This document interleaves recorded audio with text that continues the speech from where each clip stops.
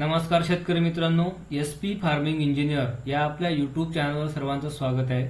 मित्रांनो, सर्वांना माहित आहे की महाराष्ट्रात आपल्या महाडीबीटी पोर्टल अंतर्गत कृषी यांत्रिकीकरण अभियान सुरू आहे, ज्या अंतर्गत आपल्याला ट्रॅक्टर तसेच ट्रॅक्टर संबंधित जे उपकरण आहेत त्यावर अनुदान मिळत असतं।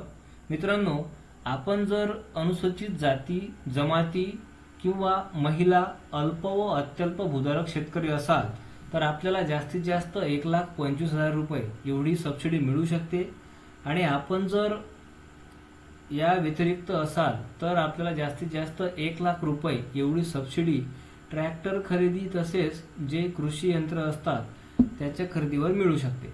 तर मित्रांनो, या वर्षीकरिता सन 2024-25 करिता सर्वसाधारण प्रयोगाकरिता निधी जो आहे तो या ठिकाणी वितरित करण्यात आलेला आहे।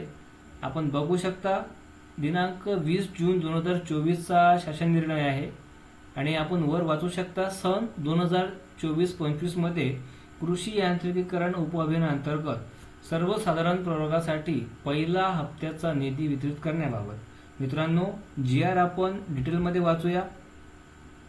तर बघा, सन 2024-25 मध्ये कृषी यांत्रिकीकरण उपअभियानाच्या अंमलबजावणीकरिता सर्वसाधारण प्रयोगासाठी केंद्र हिस्सा ₹22,66,00,000 आणि राज्य हिस्सा ₹15,10,66,667 रुपये, तर एकूण या ठिकाणी 37,76,66,637 रुपये।